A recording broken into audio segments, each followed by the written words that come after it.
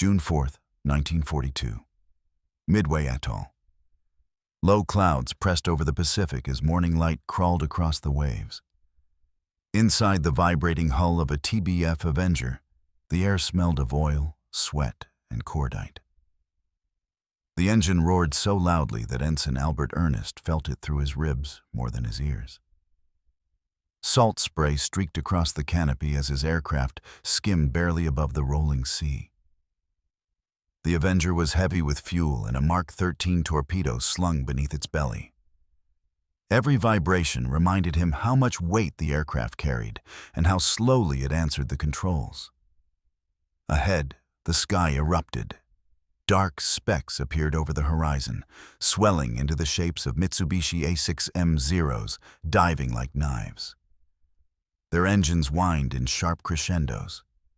Ernest tightened his grip on the control column. Radioman Harry Ferrier braced behind him, fingers hovering near his equipment as the first trails of tracer fire stitched the air. The Avenger's turret gunner, J. Manning, swung his .50 caliber into position.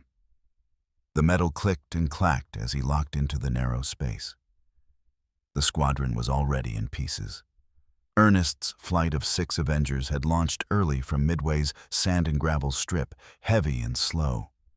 They had barely climbed into formation when the Japanese Combat Air Patrol dropped onto them. The Zeros slashed through the formation with contemptuous ease. To the Japanese pilots circling above, the Avengers looked like lumbering targets, too fat and too slow to fight or flee. The radio crackled with shouts and static as pilots tried to maneuver, but the enemy fighters were faster, lighter, and merciless. Ernest dragged the Avenger lower, almost kissing the wave tops, hoping the Zeros would overshoot. A swell of water burst near the left wing as machine gun rounds chewed the ocean. Manning opened fire from the turret. The bursts echoed inside the fuselage with bone-rattling violence. But every time he squeezed the trigger, the Avenger bled speed it couldn't spare. The Zeros encircled them. Their wings sparkled with muzzle flashes. One Avenger ahead of Ernest took a burst in the engine cowling, trailing smoke as it arced into the sea. Another disintegrated when its fuel tank ignited, scattering debris across the waves. The Japanese pilots banked, climbed, and dove again, confident that these American torpedo bombers posed little threat. Yet Ernest held to the attack course. He knew the carriers were somewhere ahead. He knew the torpedo was unstable, prone to running too deep or failing on impact, but it was all they had. The Avenger rumbled as he forced it lower, almost grazing the crests. The A6M swarmed again. Rounds ripped through the wings and tail. The starboard elevator shook violently, and the control cables groaned as if ready to snap. Ferrier shouted from his position. Another burst tore through the rear fuselage, striking Manning. The turret went silent. Ernest felt the aircraft lurch as bullets smashed into the canopy frame. Shards of glass sprinkled across the cockpit like ice. Still, he pressed forward. The Japanese pilots watched the wounded Avenger crawling toward the fleet and continued to mock its futile determination with aggressive passes. Their fighter radios carried quick bursts of chatter. They saw a slow American torpedo bomber refusing to go down. They tightened their formations for another kill. Ernest spotted the distant shapes of Japanese carriers through gaps in the clouds. The deck swarmed with activity as crews prepared new strike waves. Columns of smoke rose from Midway-bound aircraft, warming on the catapults. Between the enemy fleet and Ernest's battered Avenger stood dozens of fighters eager to finish the job. He pushed the throttle forward. The Avenger trembled with the strain, its wounded body protesting with every shake of the engine block. Ferrier struggled to man the radio and the ventral gun despite injuries. Blood soaked into the floor beneath him. He fought to stay conscious. The last surviving Avenger of the 6 dipped lower for its torpedo run. Ernest lined up on the carrier, positioned at the outer edge of the enemy formation. Tracer fire from the fleet's anti-aircraft guns clawed at the sky. Shell bursts erupted around him, shoving the aircraft sideways. Smoke and shrapnel hammered the fuselage. The cockpit filled with the stench of burning insulation. Ernest triggered the torpedo release. The aircraft jolted upward as the Mark 13 fell free, splashing into the ocean with a plume of white water. Whether it would run straight, run deep, or fail entirely, he could not know. But the weapon was away. The Avenger had done its part. The Zeros closed in for the final strike. Ernest pulled the battered plane away from the carrier line, but the controls were sluggish. Oil pressure dipped. The engine sputtered. Ferrier drifted in and out of lucidity. Manning was gone. The Japanese pilots, still confident, continued to treat the Avenger as a simple kill. They circled for position, unaware that this slow, wounded aircraft represented the first chapter in a story they would soon learn to fear. The Mark 13 failed that day. The battle raged on without the Avenger's torpedo hits. But the courage on that run and the bitter lessons learned became the foundation for everything that followed in the Pacific War. The aircraft that Japanese pilots laughed at would soon return stronger, deadlier, and transformed. The lessons from Midway spread quickly through the U.S. Navy's command structure. Reports poured in from surviving crews, engineers, and intelligence officers. Everyone agreed on one point. The TBF Avenger had the endurance, the range, and the durability to be a decisive weapon. But something critical was failing long before the aircraft reached its target. The Mark 13 torpedo was unreliable. The aircraft itself was too slow to survive unescorted penetrations through enemy fighters. And the early combat encounters revealed every weakness under fire. In the months after Midway, the Pacific turned into a laboratory of harsh experience. Avengers operating from Guadalcanal, Espiritu Santo, and makeshift island strips found that the enemy was not the only threat. Pilots described how the Mark 13 often failed to arm. Some torpedoes detonated prematurely. Others struck the hull of a ship and simply cracked apart without exploding. Many ran too deep, sliding beneath the keel of their targets. A weapon that was supposed to be precise behaved more like an unpredictable piece of unstable machinery. Pilots like Lieutenant Junior Grade Wallace Newell remembered the frustration each time they risked their lives, only to see their torpedo splash uselessly into the sea. Ground crews worked tirelessly to repair bullet damage to the heavy aircraft, patching holes with whatever material they had available. But nothing could compensate for a torpedo that refused to do its one job. Aircraft that flew low and slow during attack runs were always exposed. Every failed weapon meant another crew sent back into the same deadly gauntlet. Japanese aviators, confident after Midway, continued to dismiss the Avenger as a threat. They saw its broad wings and heavy fuselage lumbering through the sky and believed it represented outdated thinking. Speed dominated the air war. Agility determined dogfights. The Avenger had neither. Japanese pilots often intercepted early strike groups with casual aggression.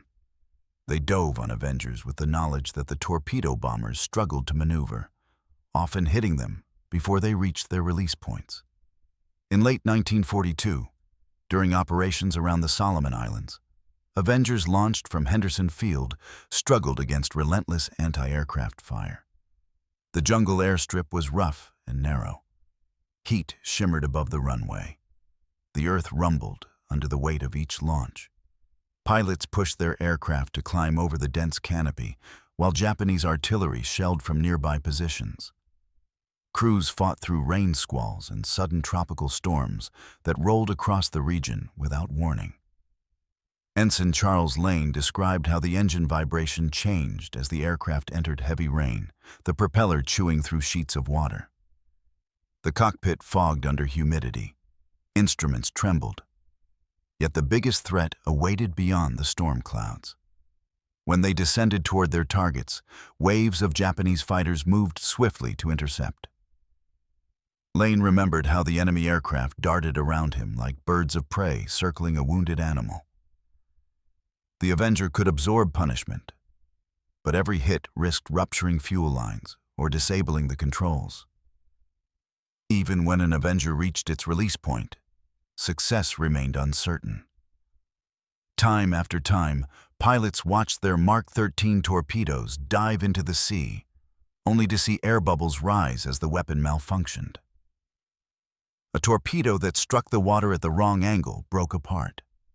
One that entered too steeply nosedived. Others ran so deep that even large warships escaped untouched.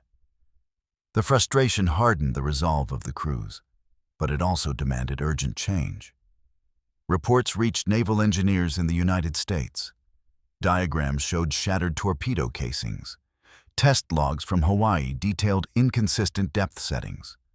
Combat feedback from squadron commanders pointed to the same issue. The Mark 13 was too fragile. Its nose cap cracked under impact. Its internal components shifted under high stress. Crew chiefs on frontline bases sometimes removed parts and adjusted settings with improvised tools, trying to coax better performance from a weapon that resisted field modification. The Avenger's airframe also drew criticism. Pilots admired its toughness. The aircraft could return home with shredded wings or leaking hydraulics, but its profile made it easy to spot. Japanese AA batteries tracked it long before it reached its final dive.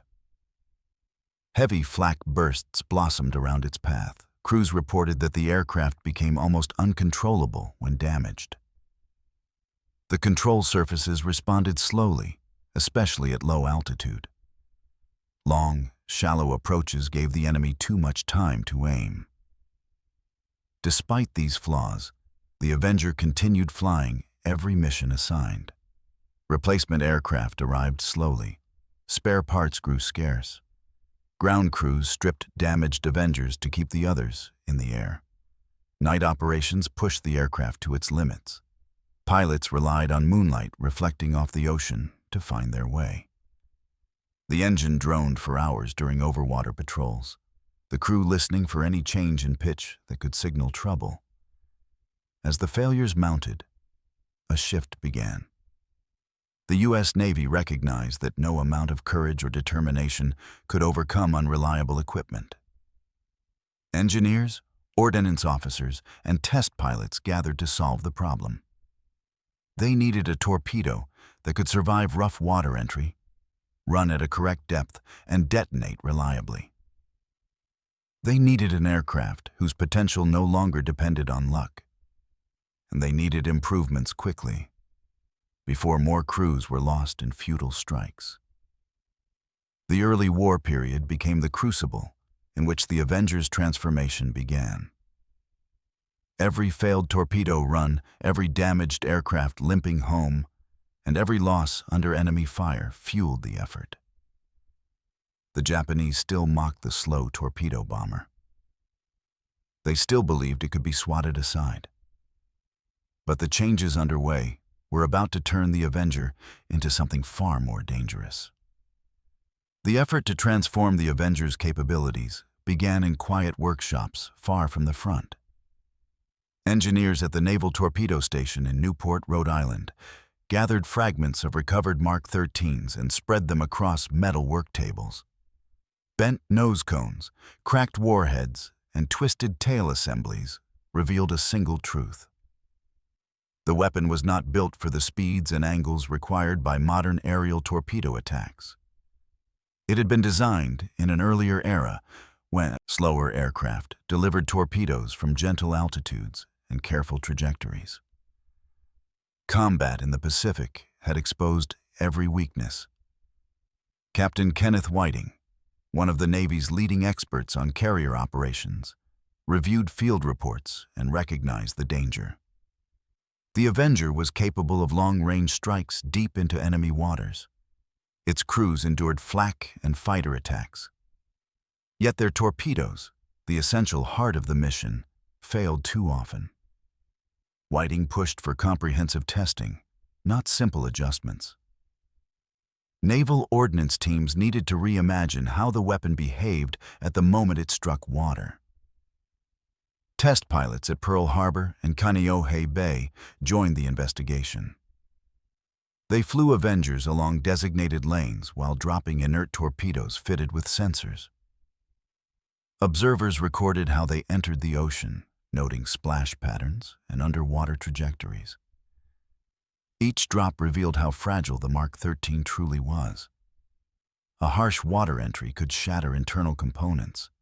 Incorrect angles caused the weapon to lunge toward the seabed. The tail fins bent or snapped. Engineers soon understood that the torpedo needed both physical reinforcement and a redesigned hydrodynamic profile. One breakthrough came when technicians experimented with attaching wooden drag rings around the torpedo's nose. These rings acted as shock buffers, absorbing the violent impact against the water's surface. Another innovation involved fitting stabilizing tail shrouds that slowed the torpedo's descent, reducing the force of entry and keeping it at a correct angle. These modifications, simple in appearance, radically changed performance. The Mark 13 no longer crashed into the water like a thrown spear. It entered with a smoother glide. Rear Admiral William Blandy reviewed early data and authorized expanded testing. By late 1943, the updated torpedo demonstrated consistent depth control. Trials showed that its new nose ring reduced structural damage, while the tail assembly improved stability. The weapon's explosive charge and trigger mechanism were also refined, ensuring more reliable detonation on impact. Crews no longer had to compromise between altitude, speed, and survivability. The improved Mark 13 tolerated higher drop speeds and steeper release angles, giving pilots far greater tactical flexibility. At the same time, Grumman engineers revisited the Avenger itself. They reinforced the wings, added protective plating around key hydraulic lines, and modified the internal systems to accommodate the new torpedo's weight distribution. Though still not fast, the Avenger gained better handling at low altitude. Maintaining a steady attack path became less of a gamble. Pilots noted that the aircraft's controls responded more predictably under strain. Upgraded radio equipment allowed better coordination with fighter escorts. A crucial improvement after early battles demonstrated the extreme vulnerability of unescorted torpedo bombers. Avengers began flying in mixed formations with F-6F Hellcats and F-4U Corsairs, whose presence forced Japanese fighters to fight through a protective screen before reaching the strike groups. The torpedo bomber was no longer alone in the sky. Training programs also evolved. At Naval Air Station Quonset Point, instructors drilled new pilots on precision low-altitude maneuvers. Wooden silhouettes of enemy ships floated along test ranges. Pilots practiced approach angles, wave hop techniques, and emergency pullouts. Radiomen trained in managing communications under fire, switching between frequencies with practiced speed. Turret gunners learned how to create suppressive arcs that disrupted intercepting fighters. By mid-1944, the Avenger squadrons entering combat bore little resemblance to the units that had flown at Midway. They carried the improved Mark 13, reinforced airframes, and new tactics built on harsh experience. Japanese pilots who once laughed at the cumbersome aircraft now faced torpedo bombers capable of dropping their weapons from greater distances and surviving long enough to escape. The real test came as the U.S. Navy advanced across the Central Pacific. The island campaigns demanded precision strikes against fortified Japanese naval groups. Carriers needed aircraft that could survive penetrations through layered defenses. The Avenger, once dismissed as outdated, now offered something rare. It carried a torpedo that finally worked, backed by an airframe built with rugged persistence. That combination would soon unleash results felt across the Imperial Navy. The upgraded Mark 13 turned the Avenger into a weapon that commanders trusted. The aircraft no longer relied on luck. It relied on engineering. And the Japanese would soon face a striking force far deadlier than the one they had mocked. The transformation became visible during the push toward the Marianas in mid-1944. Task Force 58 swept westward with overwhelming firepower, and the TBF Avenger moved at the heart of every strike group. On the evening of June 18th, as the U.S. fleet prepared for what would become the Battle of the Philippine Sea, Avenger crews gathered for final briefing inside the dimly lit ready rooms of carriers like USS Yorktown and USS Bunker Hill. Chalk diagrams covered the bulkheads. Intelligence officers pointed to expected Japanese ship movements. The air smelled of leather flight gear, hydraulic fluid, and the faint heat rising from the deck below. Lieutenant Commander Waldron Morse, a seasoned squadron leader, reviewed each detail with his crews. The improved Mark 13 had changed how they flew, but not the danger they faced. Japanese anti-aircraft gunners were deadly accurate, and enemy fighters could still tear through a torpedo formation if given the opportunity. Morse reminded his pilots to trust the new release envelope. They could drop from higher speeds now. They no longer needed the slow, predictable glide that had doomed so many early Avengers. Dawn broke across the Philippine Sea on June 19th.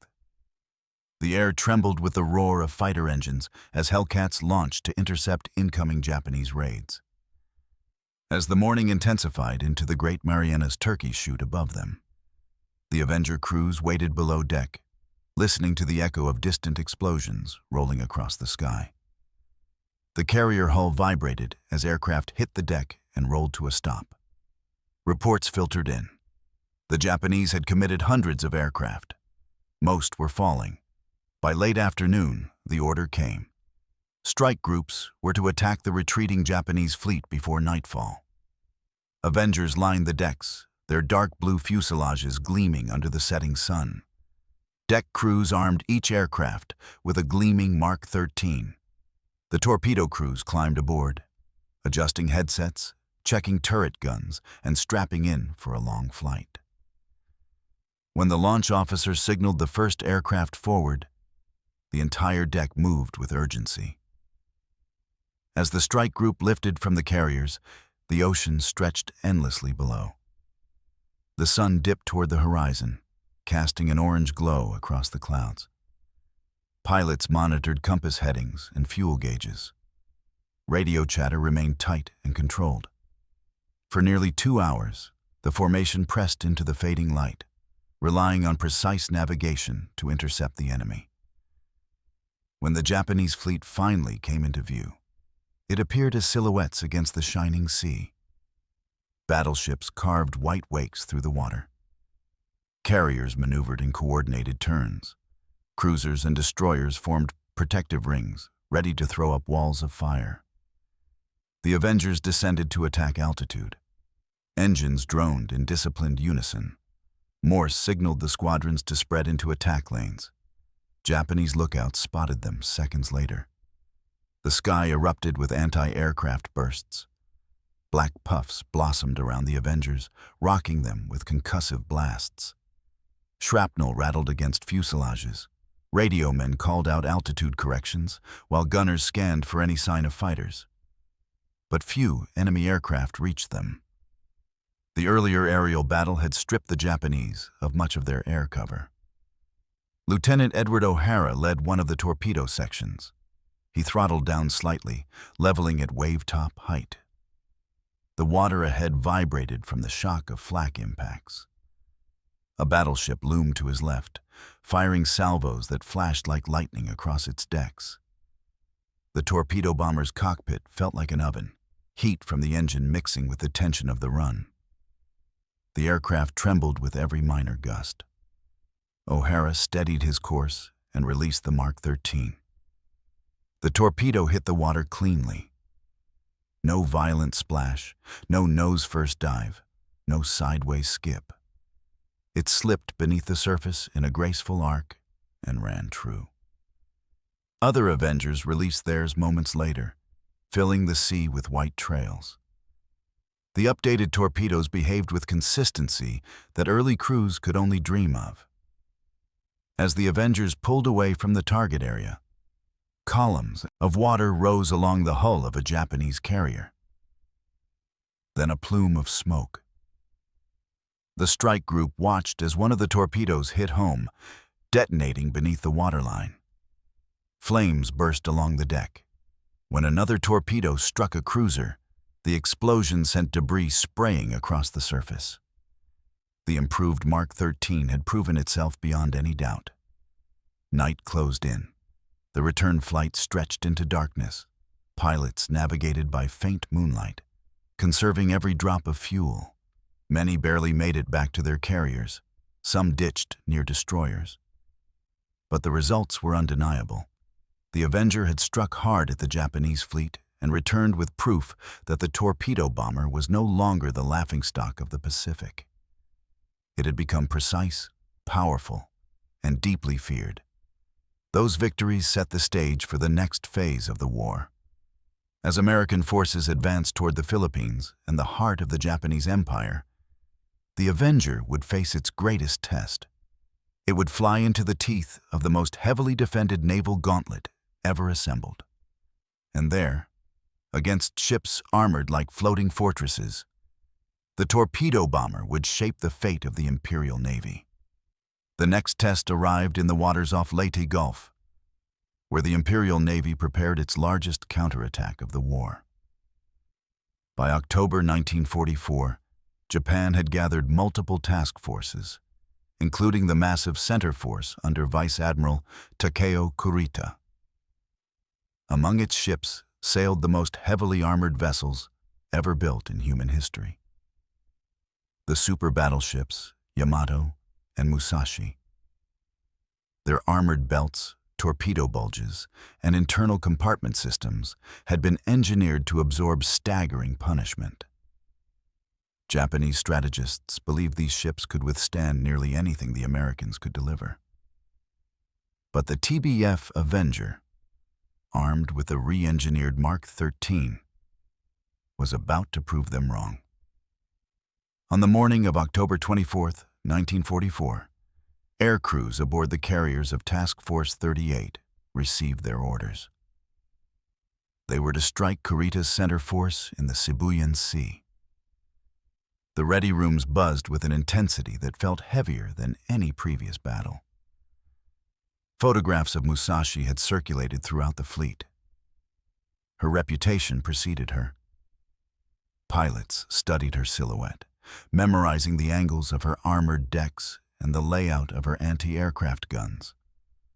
They would have to fly through layers of fire thick enough to shred entire formations. The heat inside the carriers pressed down as deck crews fueled aircraft and loaded the thick-bodied torpedoes under the Avenger's bellies.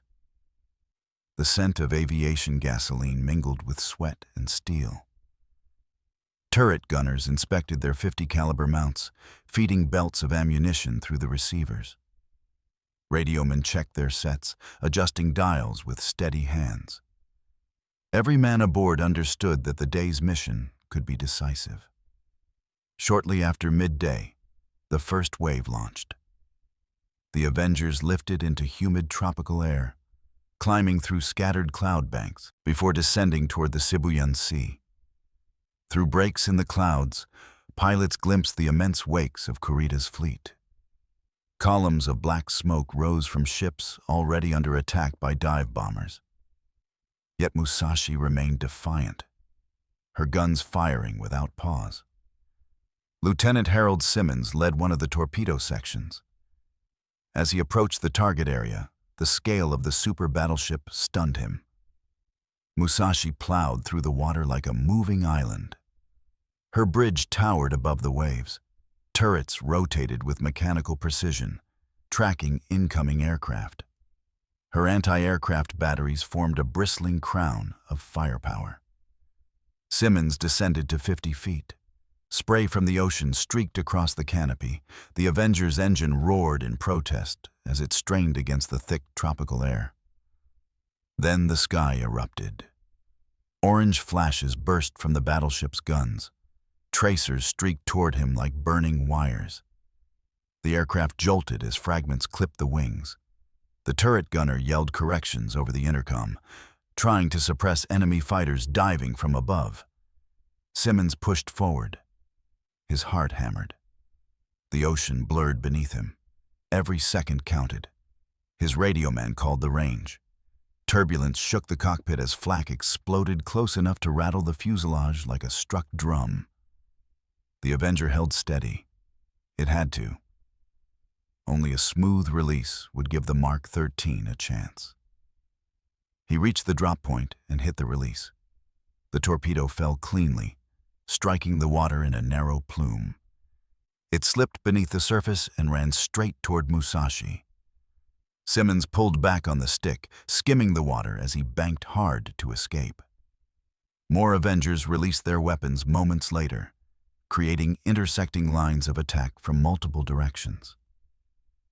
At first, Musashi seemed to ignore the strikes. The ship's thick armor absorbed the shocks.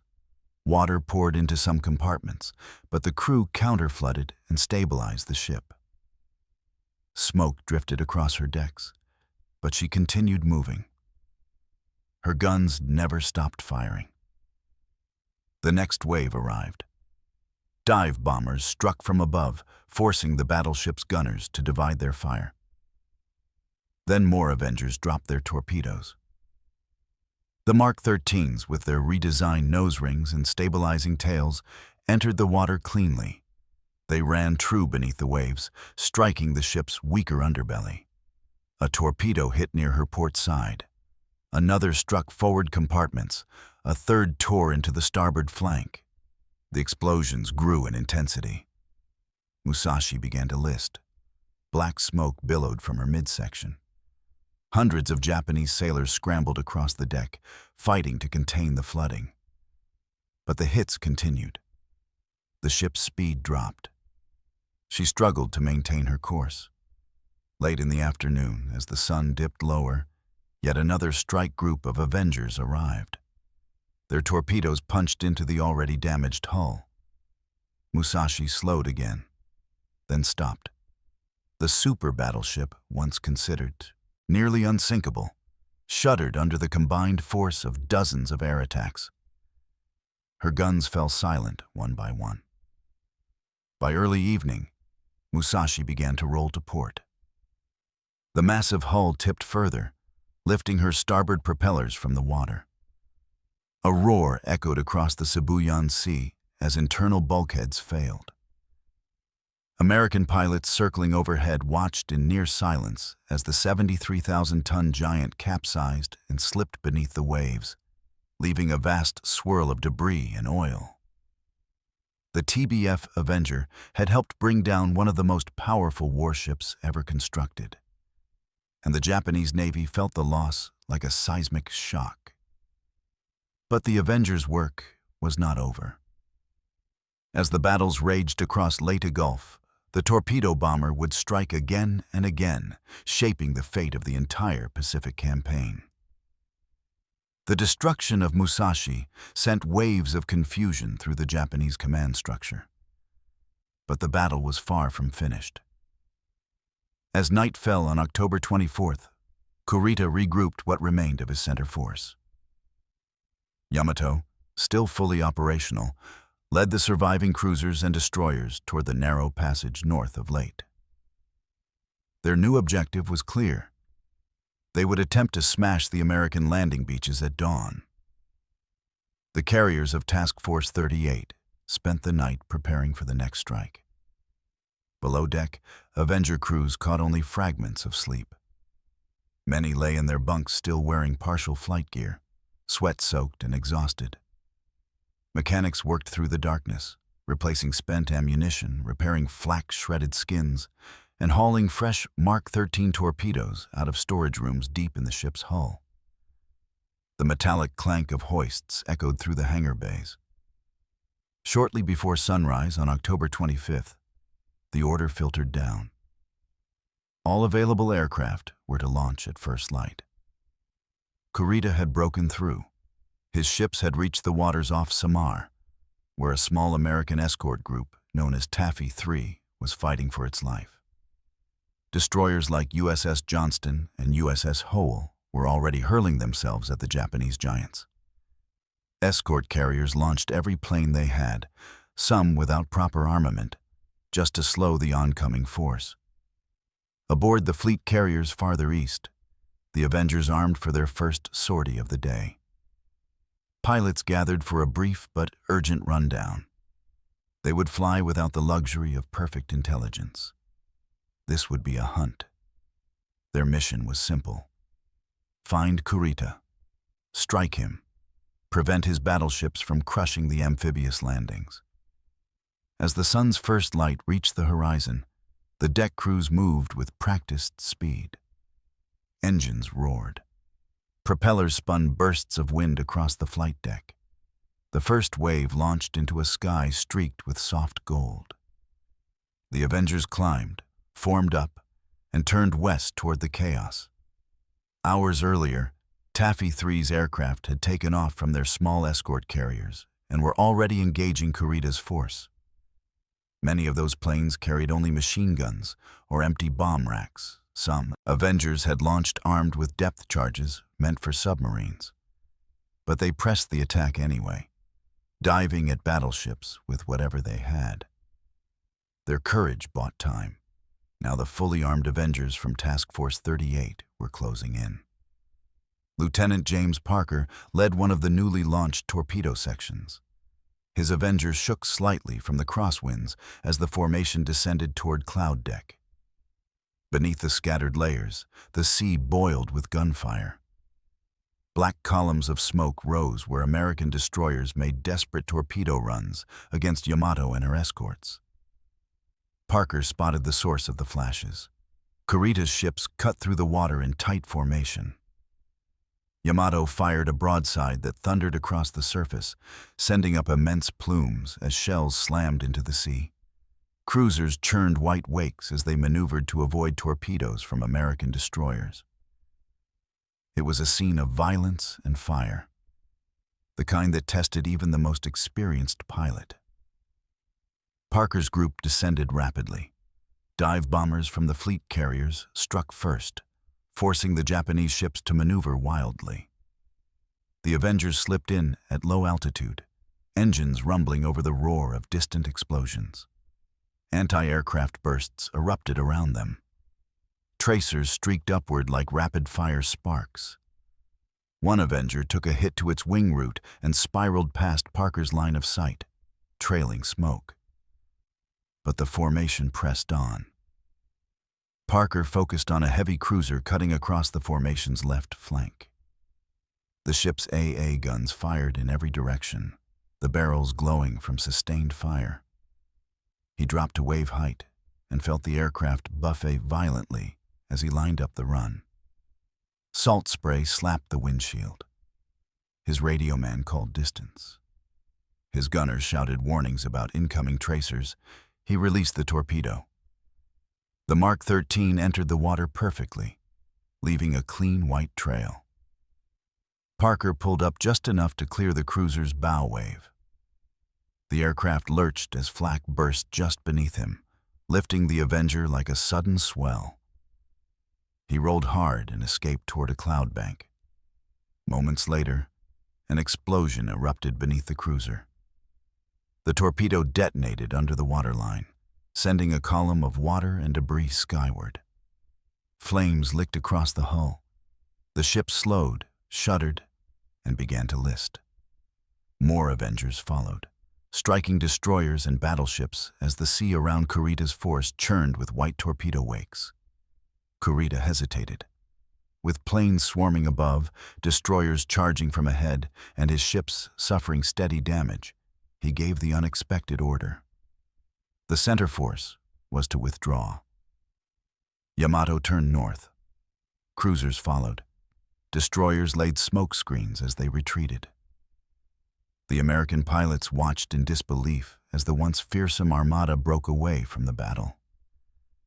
Kurita's decision saved countless American lives at Leyte and prevented the destruction of the beachhead. Avenger crews returned to their carriers one by one, some low on fuel, some riddled with holes, all exhausted from the intensity of the strikes. They learned only later how close the Japanese had come to reaching the invasion fleet. Their torpedoes and relentless attacks had helped force the withdrawal. But the Avenger's role in the Pacific was still evolving. The aircraft would continue striking with precision as the war moved closer to Japan's home waters. And the psychological transformation was complete. Japanese sailors no longer laughed when they saw the bulky torpedo bomber approaching. They feared it. Salt spray clung to the metal skin of the aircraft as Ensign Robert Miles, a newly minted Avenger pilot aboard USS Saratoga, glided along the carrier deck at dawn. The Pacific horizon glowed faint orange beneath cloud cover, but the wind carried a chill that hinted at danger. His crew huddled inside the aircraft, performing the ritual checks they all knew too well. The TBF sat heavy, engines rumbling like a nervous heartbeat.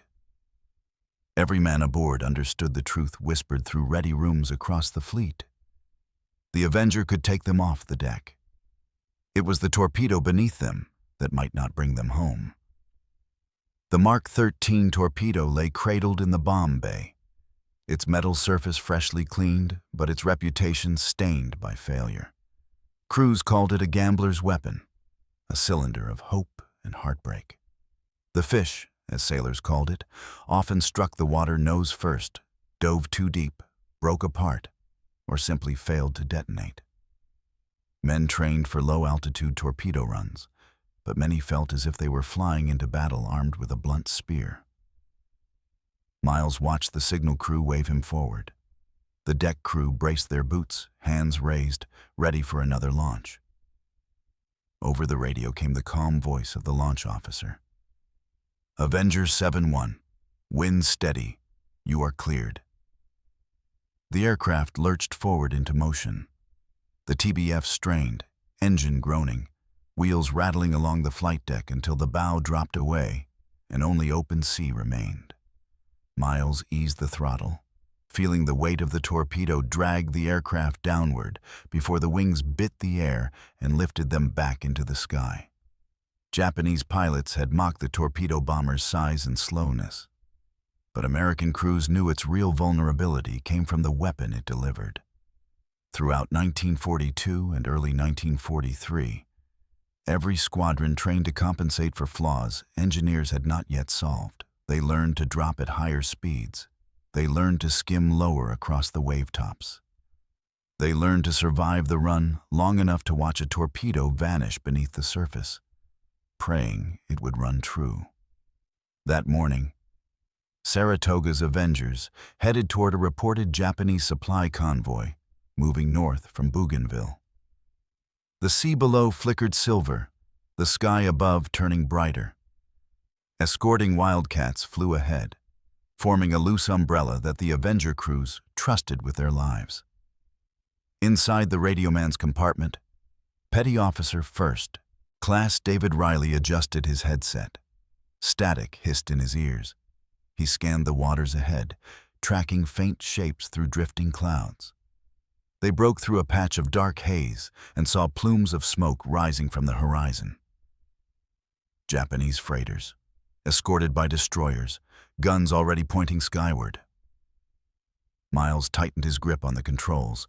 He felt the torpedo's weight settle like a stone in his stomach. He lined up the run. The air filled with the distant rumble of engines, the faint thud of anti-aircraft guns firing warning bursts. He pushed lower, below 200 feet, then below 100. Tracer lines flashed upward. The aircraft rattled as rounds tore through the air around them. A glancing hit scraped the fuselage. Miles steadied the aircraft, flying straight and level, the very action that made torpedo runs deadly. Every instinct screamed to weave, dodge, climb, anything but hold formation. Yet the torpedo demanded precision. Riley shouted from the back, "Destroyer turning! They're locking on us." Miles felt the deck tilt slightly as the Avenger dipped toward the wave tops. A wall of spray rose as they skimmed dangerously close to the surface. He pulled the release lever. The torpedo dropped cleanly. It struck the water, sending a plume upward. The aircraft climbed sharply as Miles yanked the stick, banking away from the destroyer that now filled his canopy with flashes of muzzle fire. Rounds whistled past. One punched through the right wing, leaving a jagged hole. But the engine kept beating, the plane kept lifting, and the crew kept breathing. Riley twisted in his seat, watching the wake of the torpedo cut a faint path beneath the surface. He tracked its run. A perfect angle, a perfect bearing. It reached the hull of the freighter. And nothing happened. No blast, no plume, no fire. The torpedo simply struck, sank, and vanished. Miles felt it like a punch to the chest. Another perfect run wasted. More lives risked for metal that refused to do its job. The crew rode in silence for a long moment as they pulled away, climbing toward the clouds, while the destroyer's guns continued to bark after them. They were not alone in their disappointment. From Guadalcanal to the Aleutians, Avenger squadrons faced the same heartbreak. Reports piling on reports. Dud rates climbing above 70%. Skilled pilots returning with nothing to show but bullet holes and empty fuel tanks. Some officers blamed the pilots, some blamed luck. But engineers gathered the data and traced the truth. The Mark 13 was unstable.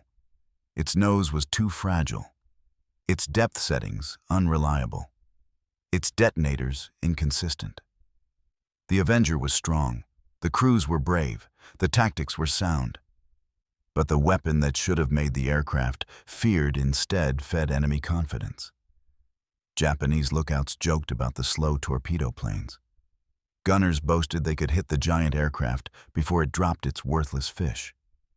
Pilots claimed the Avenger looked like a lumbering whale, easy prey for light, fast fighters. Miles returned to Saratoga that evening with fuel nearly gone. The deck crew pulled the aircraft into position while mechanics inspected the damage. Another patched wing, another lost torpedo, another crew shaking their heads in weary frustration. But in the hangars below deck, engineers and ordnance specialists stood over disassembled pieces of the torpedo's remains. They measured, they argued, they redesigned. Every failure brought them one step closer to a solution that no one yet fully understood.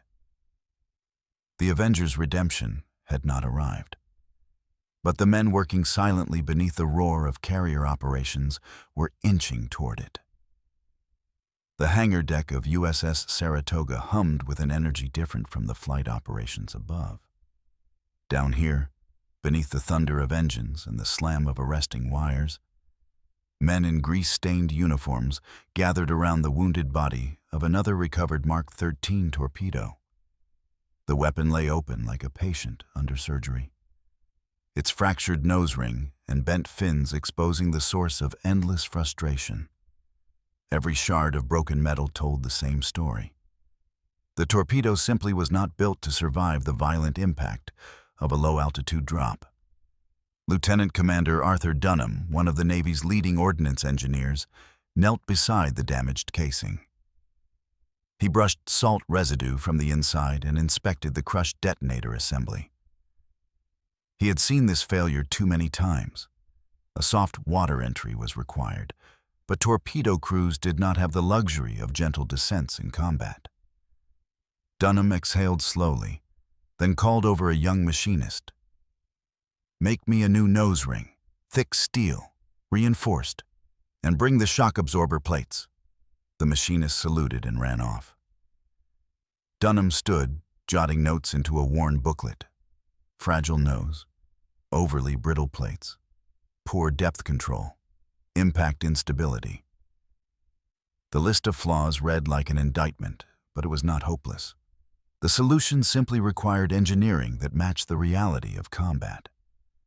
Months of testing followed across the Pacific and stateside ranges. Engineers dropped torpedoes from various altitudes, studied splash angles, and logged every malfunction.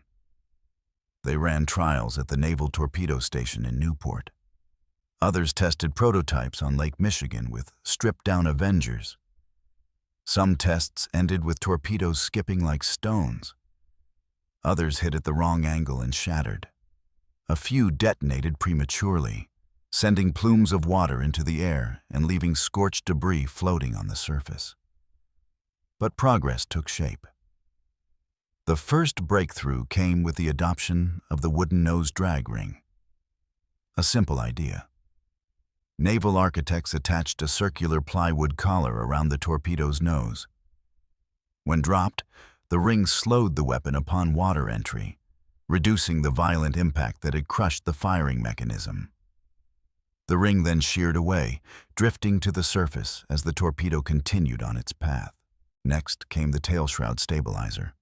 Engineers extended the fins and refined the shape to improve directional stability during the initial entry. The new design kept the torpedo from rolling or diving too sharply. Tests showed a significant reduction in depth deviation. Then, the detonators were reworked. Frustrated by duds, ordnance officers replaced the unreliable Mark IV exploder with a more robust design. The magnetic feature, which had caused countless failures, was reduced or removed entirely in favor of more dependable contact triggers. The final improvement arrived with the addition of anti-rebound plates, small modifications that prevented the torpedo from bouncing back toward the surface like a startled fish. Together, these changes created what pilots began calling the improved Mark XIII, though officially it retained the same designation. By early 1944, field tests showed an astonishing transformation. Failure rates plummeted, depth control stabilized, detonations became consistent. For the first time in the war, the weapon did what it had been designed to do, and the Avenger suddenly found its true purpose. Aboard USS Bunker Hill, Lieutenant James Parker and his crew prepared for a torpedo strike training run near Majuro Atoll. Mechanics fastened the improved Mark XIII beneath the aircraft. Parker tapped the stabilizer ring with his boot, listening to the hollow thud of the strengthened wood. He felt something different this time. Confidence. A sensation almost foreign to torpedo bomber crews. When Parker lifted off the deck, the aircraft handled the familiar weight of the weapon.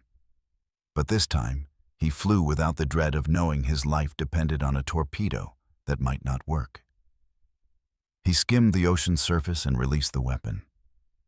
The torpedo entered the water with a smooth splash, the wooden collar drifting free as designed. Seconds later, Parker circled wide and watched as the weapon struck the target hulk. A thunderous column of water erupted. The explosion echoed across the lagoon. The crew stared in disbelief. A weapon that had failed them for years had finally woken. Across the fleet, similar tests proved that the improved Mark XIII had turned the Avenger into something new. Not a lumbering target, not a joke to enemy pilots, a strike weapon the Navy could rely on. Meanwhile, Japanese naval officers, still confident in their layered anti-aircraft defenses, remained unaware of the change. They continued to catalog the Avenger as a slow, clumsy machine, easy to intercept and unlikely to land a functional hit. Their intelligence assessment still listed the American torpedo as low reliability. That misunderstanding would soon cost them ships they believed were unsinkable. With the improved Mark XIII ready for deployment, carrier task forces in the Central Pacific prepared to unleash the Avenger in ways never before possible. Torpedo squadrons trained in new approaches, refined low-altitude tactics, and practiced coordinated multi-directional attacks that would test the limits of Japanese defenses. For the first time, the Avenger stood on the brink of becoming everything its designers had envisioned. The aircraft's long range, rugged build, and stable handling were finally matched by a weapon that could exploit them. The laughter that once followed the Avenger's early failures would soon turn into fear. The morning sky above the marshals carried a faint haze. When the pilots of Torpedo Squadron 31 assembled on the deck of USS Lexington, the carrier steamed at full speed, slicing through swells as aircraft handlers moved Avengers into launch position. The improved Mark 13 torpedoes rested beneath their bellies, their wooden nose rings secured, stabilizer shrouds tightened, and detonators freshly inspected. The men of VT-31 had flown countless missions before, but today they felt the shift in the air.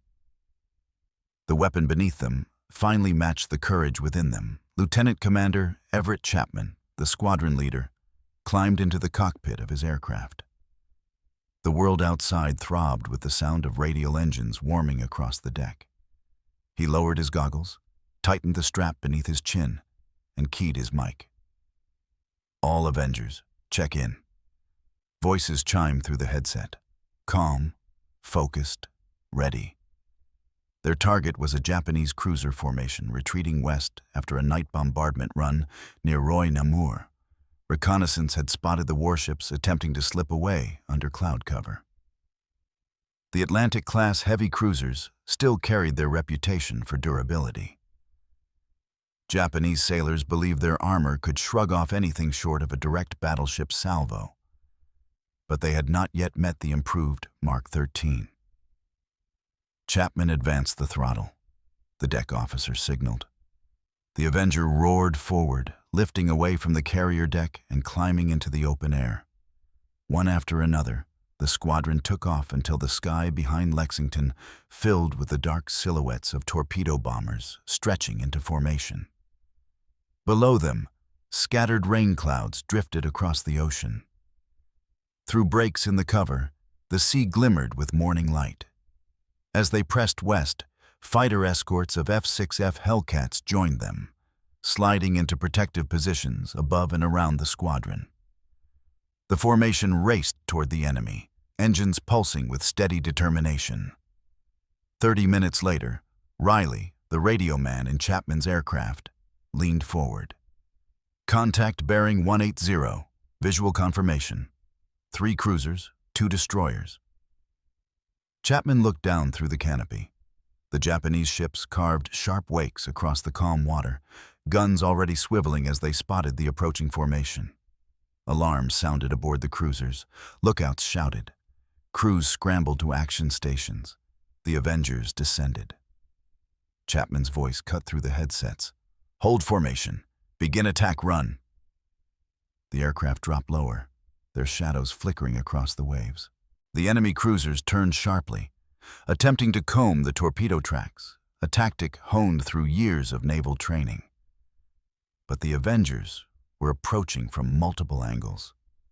Japanese gunners opened fire, filling the air with black bursts that rocked the formation. Tracers slashed upward. A shell detonated close enough to rattle Chapman's wings. He steadied the aircraft.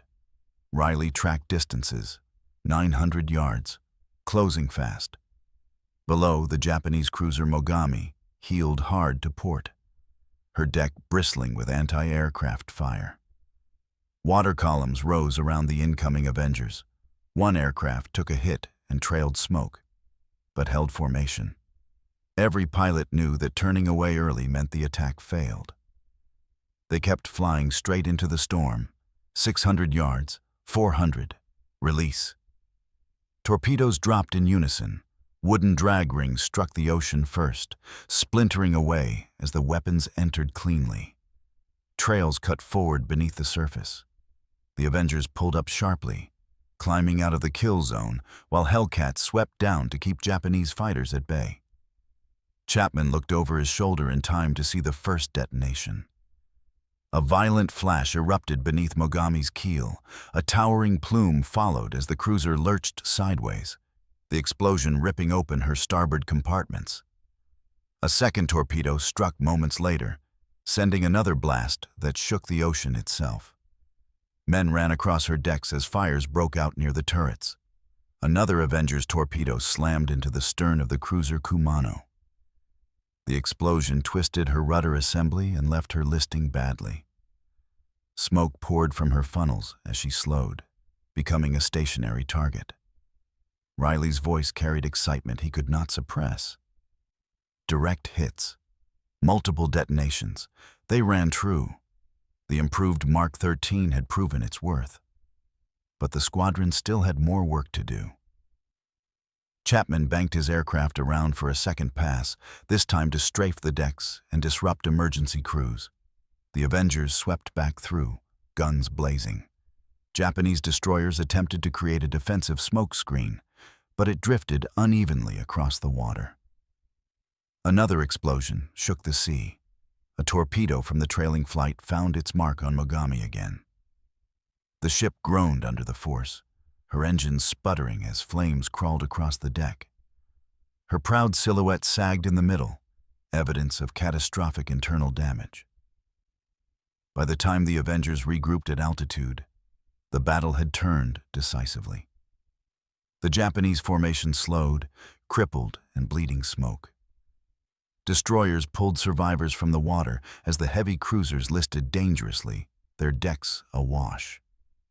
Chapman exhaled, feeling the weight of the moment settle over him. For years, torpedo bomber pilots had risked everything on weapons that often betrayed them. But now the ocean churned with the evidence of a new reality. The Avenger had become the hunter it was meant to be. The Japanese naval officers who once dismissed the aircraft now tasted the sharp edge of its improved capability.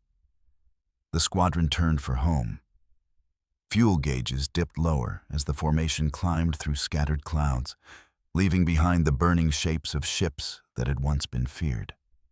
The Avenger was no longer the slow, clumsy aircraft mocked by Japanese pilots. It had become the spearhead of the fleet, and larger battles awaited it across the Central Pacific. The sea around the Philippine archipelago shimmered under the early light of October 24, 1944. When the men of Task Force 38 prepared for the battle, none of them would forget. The carriers, Franklin, Intrepid, Enterprise, and Hancock, steamed in formation as lookouts scanned the horizon. Radio chatter crackled through the operations rooms. Reports from scout aircraft confirmed what many had feared and others had hoped for. A massive Japanese surface force, centered around the largest battleship ever built, had been sighted moving north through the Sibuyan Sea. Musashi. The floating fortress weighed over 70,000 tons, bristling with 9 18.1-inch guns, armored with steel thick enough to shrug off almost any known shell. Japanese commanders believed she was unsinkable, a ship built not to fight enemies, but to dominate oceans. A ship meant to kill any aircraft daring to face her. Yet this morning, the aircraft waiting on carrier decks were different from those that had failed so often earlier in the war. They carried no unreliable torpedoes. They launched with the improved Mark 13, now refined, trusted, and deadly. And the aircraft carrying them were Avengers. On the deck of USS Intrepid, Lieutenant Robert Edwards watched as crewmen rolled the torpedo beneath his Avenger. The nose ring shroud fit snugly. The tail stabilizers had been double-checked. Edwards leaned down from the wing, inspecting every bolt with a practiced eye. His crew climbed aboard.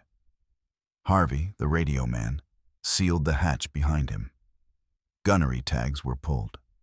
Turrets freed. The aircraft sat poised like a held breath. Then the order came through the loudspeakers. All torpedo squadrons stand by for launch. Target, enemy battleship, confirmed Musashi. A swell of tension shot through the hangar crew.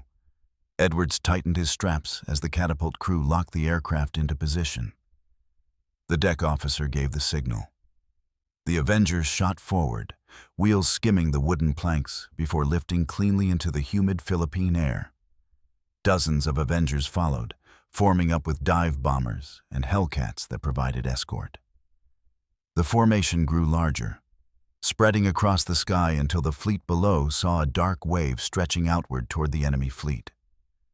As they approached the Sibuyan Sea, the radio man broke the uneasy silence. Contact, large formation, multiple escorts, heavy anti-aircraft signatures. Edwards looked down. There she was.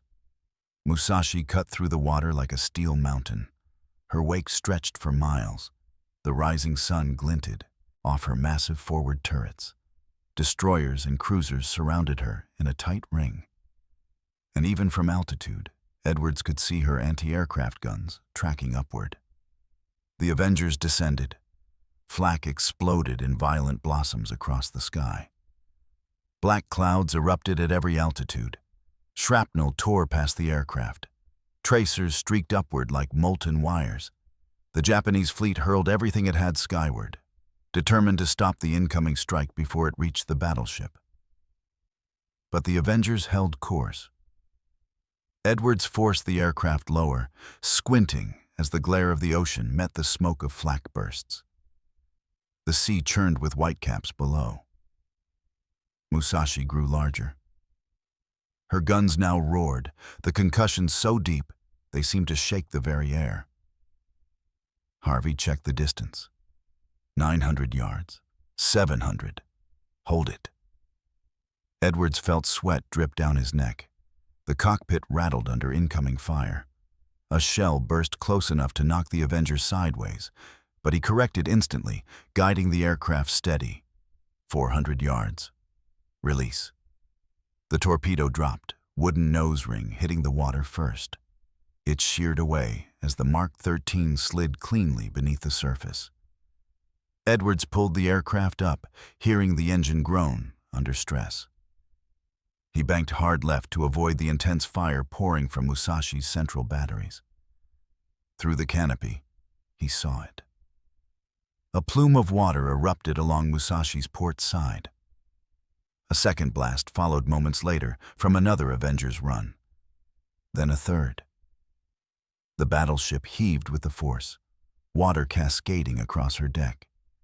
Edwards exhaled shakily. She's hit. Multiple hits. But the strike was not over. Dozens more aircraft pressed in from opposite angles. Dive bombers plunged from altitude, their bombs slamming into Musashi's superstructure. Avengers attacked from both bow and stern angles. Torpedoes struck with sickening, powerful force. The water around Musashi boiled with white columns rising as high as her masts. Her forward speed dropped. Crewmen scrambled across listing decks. Smoke rolled from her funnels. Yet she refused to sink. The second wave launched. Then the third. And the Avengers came back again and again, each run adding new wounds to the fading Titan. By late afternoon, Edwards looked back over the Sibuyan Sea as his exhausted formation turned toward home. Behind them, Musashi shuddered violently. Her engines were failing. Her list grew steeper. The once invincible fortress groaned, sinking by the bow as sailors abandoned positions. Moments later, Edwards received the final transmission from a trailing scout. Musashi is down. She has capsized. The impossible had happened. A ship designed to survive against any threat had fallen to the combined blow of naval aviation. And among the weapons that brought her down, the improved Mark 13 torpedo, delivered by the Avenger, had struck again and again with deadly precision. Edwards leaned back, exhausted. The sky darkened as the sun dipped toward the horizon. Below them, the remnants of the day's battle drifted across the sea. No one laughed at the Avenger now. The sun had barely set beyond the Philippine horizon when the flight deck of USS Enterprise came alive again. Carrier crews worked under dim red lighting, their shadows stretching across the planks as they prepared Avengers for yet another mission. The sea, calm after the violence of Shibuyan, mirrored faint streaks of orange fading into deep blue. But the air remained tense. The battle for Leyte Gulf continued. Japanese naval forces were scattered, but not destroyed. And now the threat came not from battleships or cruisers, but from submarines prowling the waters in hopes of striking back against the American fleet. For the Avengers of VT-20, the mission had changed. Hours earlier, they had launched torpedoes at surface ships. Now they carried depth charges and radar gear. Each aircraft had the bulky AN/APS-4 radar pod slung beneath the wing, its rotating dish ready to sweep the sea for hidden enemies. Lieutenant Frank Dwyer climbed into the cockpit of his Avenger, wiping sweat from his brow despite the cool night air. His radio man and turret gunner, Mills and Henderson, secured themselves inside. The aircraft smelled of oil and canvas, a familiar scent that comforted them despite the uncertainty that lay ahead. A voice came over the carrier's loudspeaker. "All radar-equipped Avengers prepare for launch. Enemy submarine reported north-northeast of Leyte." Dwyer lowered his goggles, strapped in, and signaled readiness. Moments later, the catapult hurled the Avenger into the darkness. The aircraft dipped before regaining altitude, climbing through the night as the stars became faint streaks across his canopy. Inside the fuselage, Mills activated the radar unit. Radar active. Scanning sector 335. Dwyer leveled the aircraft and settled into the calm rhythm of night flying. The ocean below was an endless sheet of black glass. A sliver of moon reflected faintly on the surface. The only sounds were the steady hum of the engine and the occasional crackle from the radio. 20 minutes later, Mills spoke again, voice tight. "I've got something, bearing 332. Range 4 miles, stable contact." Dwyer felt his heartbeat quicken. Dive or shadow? Shadow first. See if she surfaces. They descended slightly, keeping distance while Henderson scanned the darkness for any sign of a silhouette. After 2 minutes of tense quiet, Mills confirmed the target remained steady. "That's no wave pattern. That's steel." Dwyer adjusted course. The radar blip grew stronger. Then Henderson called out, "Surface wake, dead ahead." Dwyer squinted. The dim outline of a long, narrow hull appeared just at the edge of visibility. A Japanese submarine running on the surface, likely recharging batteries. The Avenger rolled into its attack run. Mills armed the depth charges, weapons ready. The submarine crew must have spotted them because the vessel attempted to crash dive. Its bow dipped sharply. Water poured over the conning tower. Men scrambled across the deck. But Dwyer was already committed. He descended low, holding the aircraft steady as they passed directly over the target. Henderson's turret guns fired short bursts to suppress the submarine crew. Then Mills released the charges. Explosions erupted seconds later. Water columns rose violently as the Avenger climbed away. The submarine's bow disappeared beneath the waves, followed by its conning tower. A dark patch spread across the surface. Mills checked the radar again. Contact lost. "I think we got her." They circled for confirmation. Moments later, debris floated to the surface. Wood, metal shards, and an oil slick expanding across the sea. "That's a kill," Dwyer said quietly. But the night was far from over. As the Avengers regrouped at altitude, command transmitted new instructions. A second submarine contact had been reported near one of the northern transport lanes. The Japanese were desperate, pushing their remaining assets into the chaotic waters around Leyte. And the Avengers, once mocked as slow torpedo bombers, were now the fleet's most versatile hunters. Dwyer's squadron turned north. Radar sweeps lit the cockpit in soft pulses. The sea stretched into infinity ahead of them. The Avengers moved like silent predators, spreading out to cover more area. At 0200 hours, another contact appeared, this time moving slowly, attempting to slip through the gaps between American picket ship patrols. Dwyer adjusted throttle and descended through a low band of clouds. The ocean appeared again beneath them, dark and restless, there. Another shape on the surface. He set up the attack with practiced precision. The Avenger dipped into its shallow run. Mills read off the distance. Henderson steadied the turret. The depth charges released cleanly, falling into the sea behind the submarine's wake. The explosions rolled across the water. The submarine's stern lifted unnaturally, then sank with surprising speed. A final burst of air escaped from below, sending ripples across the surface.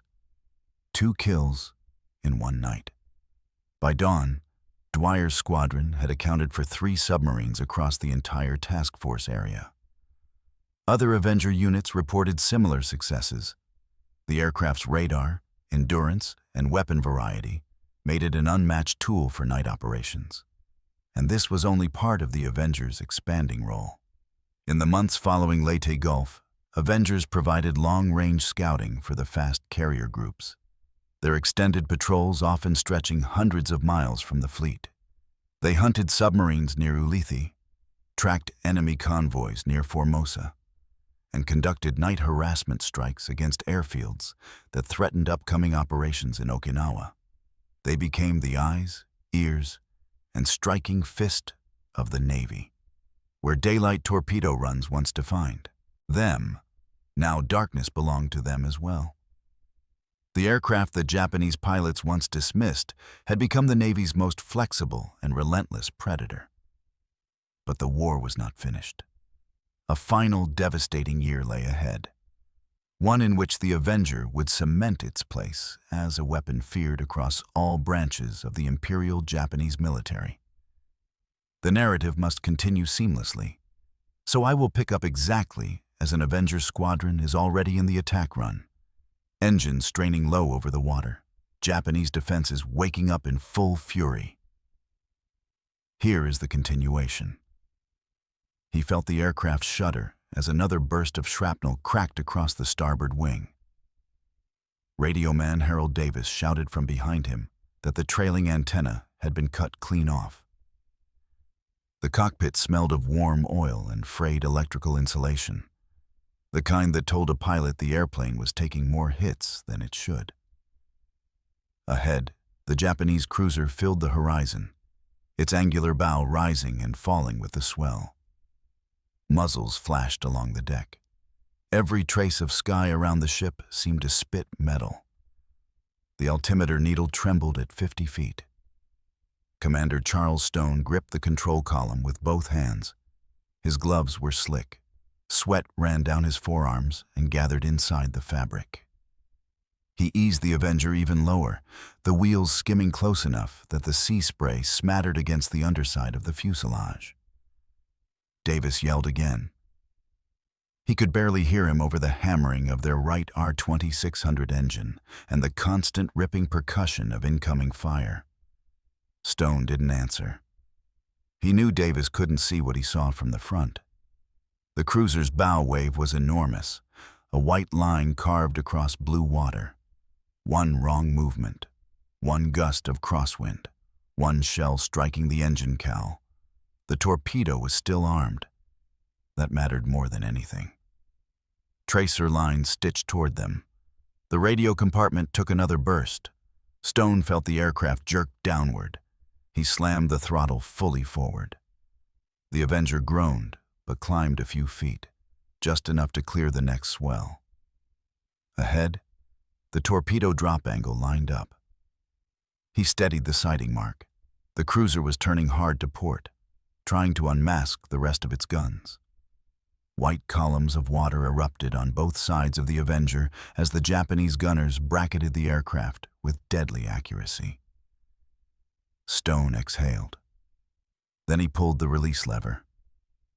There was a sudden, clean drop in weight as the Mark 13 torpedo detached and vanished beneath the surface.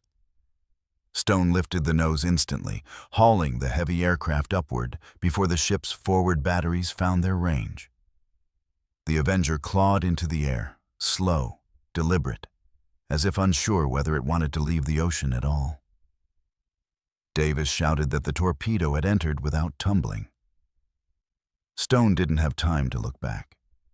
He banked hard away from the cruiser, the G-forces pressing him against the seat.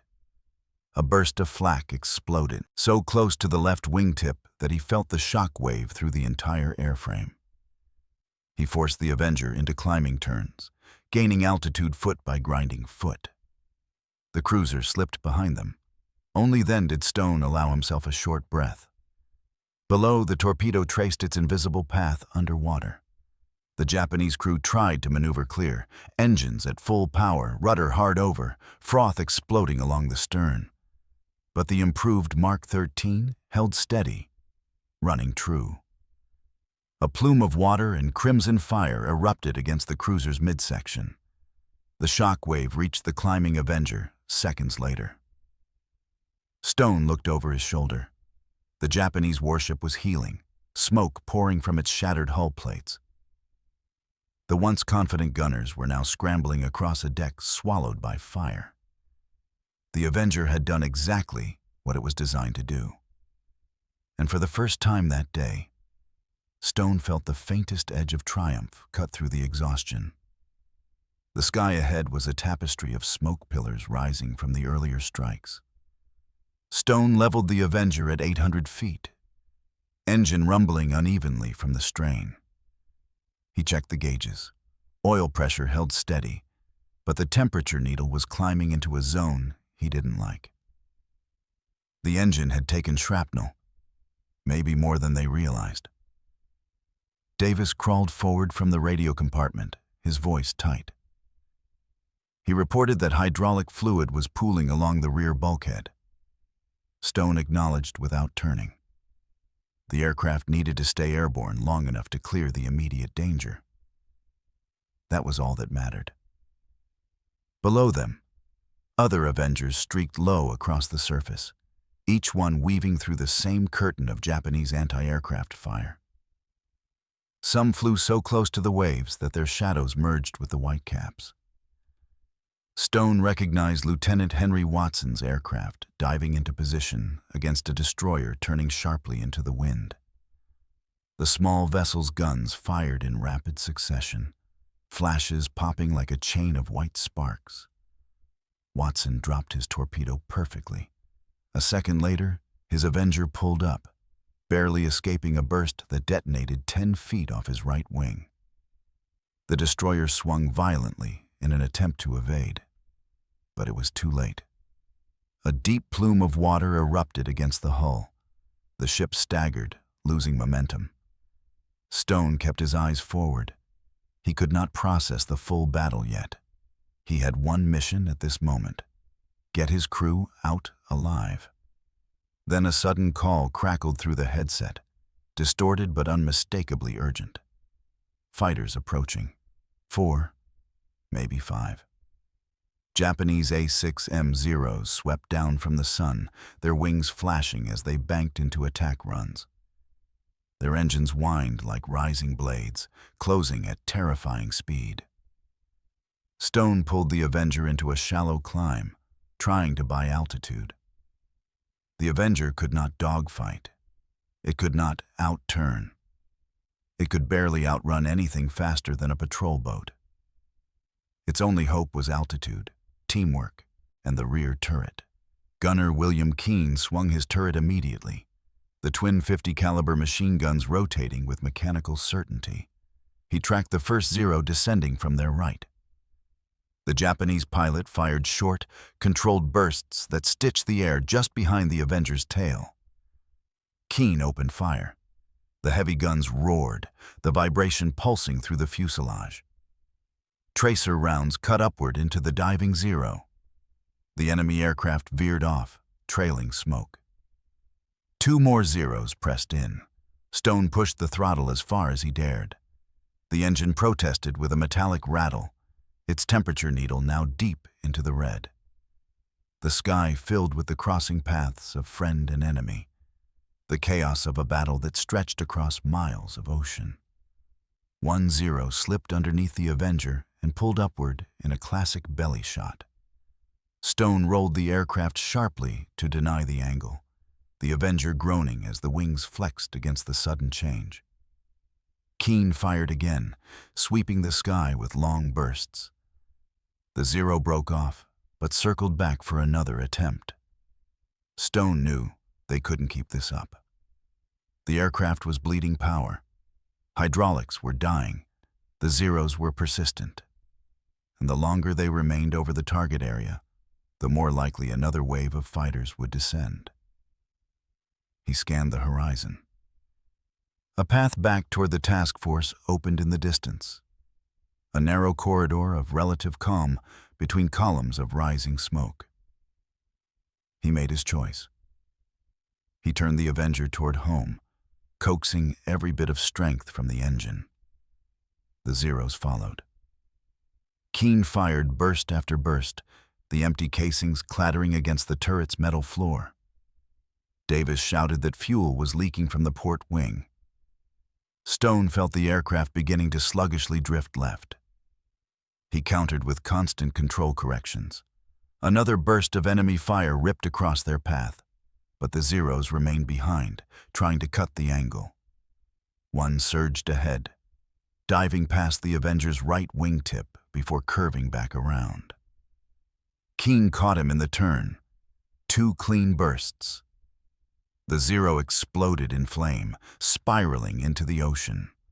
For the first time, Stone believed they might break free. But the last 0 kept coming, relentless, matching every maneuver they made. Its pilot held perfect discipline, closing for the finishing shot. Stone steadied the aircraft, the muscles in his arms shaking from fatigue. He felt the Avenger vibrate violently as the engine struggled to maintain power. The 0 aligned behind them. Keen fired. The Avenger bucked from the recoil. The stream of tracers arced outward and met the 0 head-on. The Japanese fighter jerked upward, flames trailing from the cowling. It climbed sharply, then stalled, flipped sideways, and vanished into the clouds below. The sky ahead cleared. Stone exhaled slowly. They had survived the worst of it. But the return flight would be long. The aircraft was damaged. Fuel was low. And the ocean beneath them was unforgiving. The battle was not over yet. The engine rattled with a deeper, more uneven clatter as the Avenger pushed northward. Stone kept one hand braced against the throttle, ready to pull power the moment the temperature needle hit the point of no return. He could feel each vibration through the control column, a pulse that warned the aircraft was approaching its limits. Davis slid back into the radio compartment, working through damaged wiring with trembling fingers. He managed to connect the emergency circuit long enough to send a short-range transmission to the task force. The signal was weak. He didn't know if it reached anyone, but it was all they had. The smell of fuel grew stronger. A thin spray from the port wing shimmered in the slipstream. Stone refused to look at it. Every second spent worrying was a second not spent keeping the aircraft level. Keen's voice echoed from the turret, roughened by smoke inhalation. He reported no enemy aircraft visible, but he added that his ammunition belts were almost empty. If another interception came, they would be defenseless. Stone acknowledged quietly. The tension in the cockpit felt heavier than the aircraft's own armor. Far behind them, columns of smoke twisted over the battle site. Ships still burned. Munitions detonated with distant thunder. The sky flickered with the flashes of exploding fuel tanks. The entire horizon glowed faintly, as if the sea itself had caught fire. They had struck a decisive blow, but the cost was unfolding in real time. Davis leaned close to the cockpit bulkhead. He spoke louder than usual, trying to overpower the engine's uneven rhythm. He said the receiver was working well enough to catch friendly transmissions. Other Avengers were calling in damage reports. Some were ditching. Some were missing entirely. Stone nodded without speaking. He listened to the wind streak along the canopy, a steady hiss that masked his thoughts. He wanted to know how many of their squadron had survived, but he also feared the answer. A sudden jolt rocked the aircraft. For a heartbeat, Stone thought they had taken a final burst of enemy fire. But the sky remained clear. No tracers, no shadows of fighters. The jolt came from within. The engine spray bar had finally ruptured. Temperature spiked. Oil pressure began to fall, slowly but unmistakably. Stone eased back the throttle. The Avenger lost speed. The nose dipped slightly. He compensated with careful trim adjustments, fighting to hold altitude. Keen reported waves breaking below. The sea's surface was close enough now that Stone could see the texture of each crest, the white foam slashing across dark blue. Then, through the forward glass, a dim outline appeared. A small escort carrier drifted into view, its wooden deck faint against the sun glare. The ship's formation was tightening around the returning strike group. Wildcats circled above, preparing to guide aircraft back in. Relief didn't come. Not yet. Landing a damaged Avenger on a moving deck with failing hydraulics was barely short of a miracle. Stone announced the sighting to Davis and Keene. Both men responded with exhausted acknowledgement. The crew had passed beyond fear into a state of raw endurance. The carrier began signaling with colored paddles. The landing officer's movements were crisp, his silhouette sharp against the deck. Stone lowered the gear. Nothing happened. He tried again. Still nothing. Hydraulics were gone. He informed the crew. Davis cursed quietly. Keene asked if they were making a water landing. Stone said no. The sea was too rough. They would attempt the deck. They had one remaining option: manual crank. Davis crawled into the floor compartment, bracing himself between wires and metal ribs. He began to crank the gear down by hand, inch by inch. The mechanism groaned, resisting every movement. Stone lowered flaps. The aircraft wobbled as the left flap hesitated before deploying. He adjusted trim constantly, his arms shaking under the strain. The deck loomed closer. Davis shouted that the gear was locked, or at least it felt locked. Stone accepted the answer because he had no alternative. He aligned the Avenger with the landing path. The escort carrier pitched gently on the swell, its deck rising and falling in a subtle rhythm.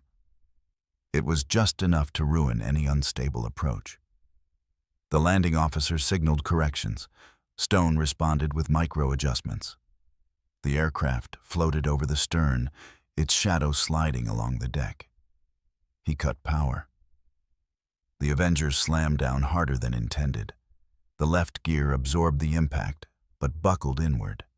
The aircraft skidded sideways, dragged forward by its own momentum. The arresting cable snapped tight, jerking the Avenger to a violent stop that threw Stone against his harness. Silence followed. The engine died in a shuddering cough. Smoke trickled from beneath the cowling. Crew rushed toward the aircraft. The canopy opened.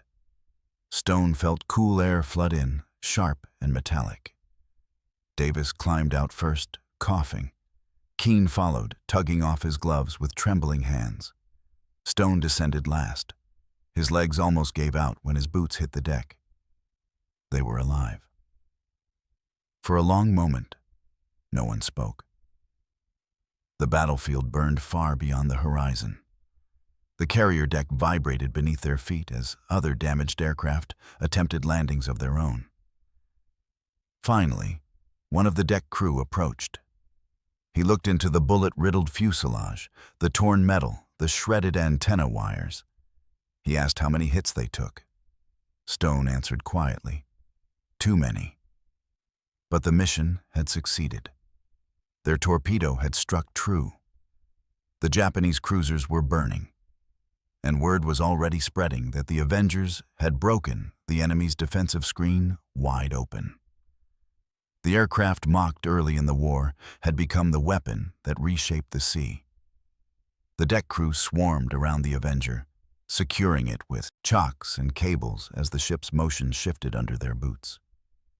The carrier turned into the wind again, preparing for more landings.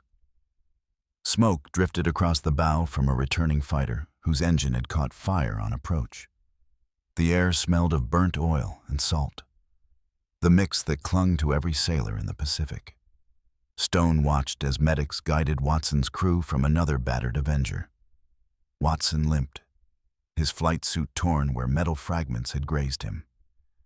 His radio man was carried on a stretcher, bandaged around the chest. They had survived their torpedo run, but only barely. The ship's loudspeaker crackled with announcements. The strike group was still returning in scattered waves. Some pilots were calling emergency fuel levels, others had radio silence. The crew on deck braced for every landing, each aircraft a potential crash. Keane leaned against the Avenger's wing, staring at the scorched holes around his turret. His knuckles were still white from gripping the guns. He said nothing, only watching the horizon as if expecting another wave of Zeros to appear at any moment. Stone's squadron commander arrived, his flight jacket half-zipped, goggles hanging around his neck. He asked for a quick report. Stone described the torpedo run, the cruiser turning, the detonation, the enemy fighters, the forced descent onto the deck. The commander nodded steadily, absorbing every detail. He said the cruiser they struck was now dead in the water and burning from bow to stern. Recon aircraft had confirmed the hit. Additional ships struck by other Avenger crews were either sinking or withdrawing under heavy smoke. Then, he added something that made Stone pause. Command believed the Japanese fleet had not expected the improved Mark 13 torpedoes to perform this well. Their defensive maneuvers had been based on the older, unreliable versions. The enemy had underestimated the weapon, and because of that, the strike force had broken through a screen that should have been impenetrable. Stone thought back to the early days of the war, back to the first Avengers launched at Midway. Slow, heavy, easy targets. Pilots lost before they even reached release range. Torpedoes that ran too deep or failed to detonate. The aircraft had earned a reputation it did not deserve. But now, the results were undeniable. Davis emerged from the maintenance crew's inspection with a stunned expression. He said the Avenger had at least 30 holes in the fuselage and wings. The oil line was cracked in 2 places. The port fuel tank had been hit twice. The landing gear would need a full replacement. And yet, the aircraft had still brought them home. Stone rested a hand on the edge of the bomb bay door, feeling the warmth of sunlit metal. The aircraft looked wounded, but alive. It had carried them through fire, flak, and steel. A sudden roar drew their attention. Another Avenger appeared over the stern, wobbling on approach, its right wing dragged lower than the left. The propeller spun unevenly, coughing smoke. The landing officer signaled corrections, but the pilot barely responded. The aircraft hit the deck, bounced once, then struck the port catwalk. Metal tore with a scream. Deck crew ran forward, pulling the crew from the wreckage. Fire teams sprinted in, hosing down the leaking fuel before it could ignite. For a moment, the entire deck fell silent, waiting to see if the flames would spread. They did not. When the fire team signaled all clear, the tension eased. But the weight of the day pressed even harder. Every man on the deck understood how thin the line was between returning alive and disappearing into the sea. Stone looked out toward the horizon again. The fleet had survived the enemy counterattack. The Japanese ships were withdrawing. The air wing had paid a price, but their strike had changed the momentum of the battle. Keane stepped beside him, weary but steady. He asked if the cruiser's sinking meant the end of the day. Stone answered quietly, "Not yet." Operations had already begun planning the next strike. The enemy fleet was retreating but not destroyed, and the super-battleships Musashi and Yamato still loomed somewhere beyond the horizon, protected by layers of escorts and bristling guns. If the Avengers were needed again, their engines would roar back into the sky. The carrier's klaxon sounded, calling all remaining flight crews to prepare for the next briefing. Stone inhaled, feeling the ache settle deep into his muscles. He nodded to Davis and Keane. They understood, without words. Their aircraft was scarred. Their bodies were exhausted. Their nerves were stretched thin. But the mission was far from over. The briefing room vibrated faintly with the constant hum of the carrier's engines pushing through choppy afternoon seas. Pilots, radio men, and turret gunners filled the cramped space. Many still streaked with oil, soot, and dried sweat. Some sat with bandaged arms or makeshift slings, listening with hollow-eyed focus. Others stood in the back, leaning against bulkheads because their legs wouldn't stop trembling. Stone, Davis, and Keane slid into their seats without speaking. The room smelled of salt-dampened leather, burnt cordite, and fatigue. The air operations officer stepped forward with a clipboard in hand. He waited for the room to settle, though it never truly did. Outside, the carrier's deck crew shouted orders as damaged aircraft were cleared away. Inside, the tension condensed into a single, expectant silence. He began with the losses. Voices did not rise. No anger, no shock. Just the tightening of jaws and the stillness that came when a name was spoken and no one answered. Avenger crews gone, fighters missing, dive bombers that never returned from their steep runs. It was the brutal arithmetic of carrier warfare. Then he shifted to the results. The Japanese fleet had not expected a torpedo assault that could break through its central defense. The improved torpedo performance had forced enemy commanders to retreat earlier than planned. Damage assessments indicated at least one cruiser confirmed sinking, 2 damaged severely, and several escort destroyers disabled. But the message that mattered most was this. The enemy's largest ships had been forced to divert course. Musashi, Yamato. The super-battleships built to dominate the Pacific were now repositioning deeper into the Philippine Sea. Their escorts were tightening. Their carriers were scattered from earlier engagements. If the Americans struck again soon, the window to cripple the enemy's offensive power might open wider than at any point since Midway. The officer's tone grew heavier as he continued. A second coordinated strike was being organized. Scouts were tracking the Japanese withdrawal pattern.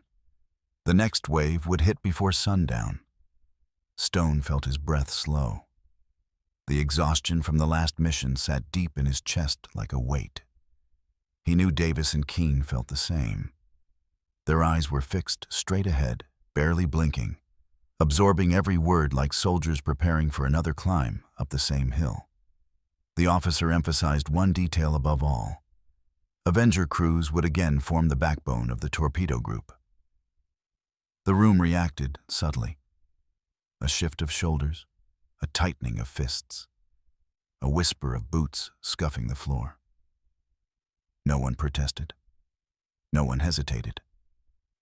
But every man there understood the implication. They were going back into the storm. After the briefing, the crews dispersed across the hangar deck. Mechanics worked furiously to patch the surviving Avengers. Some aircraft needed new hydraulics. Others required fresh fuel lines, patched armor, new propellers, or replacement flaps. Stone approached their own Avenger, now pulled inside the hangar. Panels had been removed. Mechanics were arguing over whether the left wing spar was cracked or merely warped. Every minute seemed to reveal another hidden wound. He asked the chief mechanic if it could fly again today. The chief wiped his hands on a rag streaked with black grease. He studied the Avenger with an expression caught between skepticism and respect. He said it could fly once. Stone understood the meaning. One more mission. No promises beyond that. Davis was already helping carry replacement radios onto a nearby workbench. His uniform was still torn from crawling into the floor compartment earlier, but he moved with steady purpose. Keene stood beside the turret, manually rotating it to ensure the gears still meshed correctly after the beating it had taken. He listened to the grinding hum of metal on metal, judging every sound with instinct born from experience. Above them, the loudspeaker announced fuel arm crews to stations. The next launch cycle was approaching. Stone walked to the nose of the aircraft, placing his hand against the cool metal. The Avenger felt almost alive beneath his palm, as if it carried the memories of the last battle in every rivet and seam. He thought again of the early ridicule, the laughter from enemy pilots who believed the Avenger was nothing more than a lumbering target. The dismissive assessments from analysts who saw its size and slow speed and wrote it off as obsolete. Yet here it stood, scarred, battered, but ready to rise again. The Pacific had a way of revealing truths no engineer or theorist could predict. It had revealed the truth of the Avenger, and it had revealed the truth of the men who flew it. A deckhand approached and handed Stone a fresh mission card. Coordinates, enemy bearing, estimated ship positions, altitude and approach angles, return vectors. He studied the information, then folded the card and slipped it into his flight suit. Keene stepped down from the turret. Davis closed the panel on the damaged radio rig. The three men exchanged a look, an unspoken affirmation forged in the crucible of hours earlier. The sun was lowering toward the horizon. The carrier turned into the wind once more. The deck crew prepared for the next launch. Engines were already warming, their rumble rising through the hangar. Stone climbed onto the wing, feeling the rough scars of recent shrapnel beneath his boots. He reached the cockpit. Davis took his station. Keene settled into the turret. The canopy slid forward with a metallic grind. The engine coughed, sputtered, then finally caught with a deep roar. Their Avenger shook, eager or strained. It was impossible to tell. Stone pushed the throttle slightly. The aircraft rolled toward the elevator, lifting them toward the afternoon sky. Another mission awaited. Another gauntlet of steel and fire. And the enemies who once laughed at the Avenger would soon feel its presence again. The elevator platform rose with a shudder, carrying the Avenger toward the open sky. As the hangar deck sank beneath them, sunlight spilled across the aircraft's battered fuselage, revealing every fresh patch of metal and hastily riveted plate installed in the last frantic hour. The wind above was sharp and cool, sweeping across the flight deck with the familiar low howl that signaled another launch cycle was imminent. Stone eased the aircraft forward as the deck crew directed them with confident, practiced gestures. Other Avengers were already lined up ahead, their engines thundering in unison. Each one bore the scars of the earlier strike: soot trails, jagged holes, missing panels, blackened paint. Together they looked like a fleet of wounded beasts refusing to die. Davis watched the deck crew through the side glass, his hands resting on the edge of his equipment tray. Keene elevated the turret slightly, checking the sky, the sea, the shrinking afternoon sun. The air felt different now, thicker with anticipation, heavier with the knowledge of what waited beyond the horizon. Stone inched the throttles forward, keeping the engine balanced. The mechanics had warned him not to push it too hard until absolutely necessary. The oil temperature was already creeping upward, a reminder that the Avenger was running on borrowed time. The deck officer signaled for them to hold position at the aft end of the deck. The bow lifted and dipped with the swells, the entire ship groaning against the motion. Far off, the sky was streaked with the contrails of returning fighters sweeping for enemy scouts. Then the loudspeaker barked the command, "Prepare to launch!" One by one, the Avengers ahead roared forward, their engines screaming as they sped down the deck. Stone watched each takeoff closely, the timing, the angle, the drop off the bow before the lift caught them again. Some dipped dangerously low before clawing their way back into the air. He tightened his harness. The edges of his gloves dug into his palms. The deck crew waved them forward. Stone rolled the Avenger into position. The carrier pitched again. He felt the wheels shift under him as the deck rose and fell.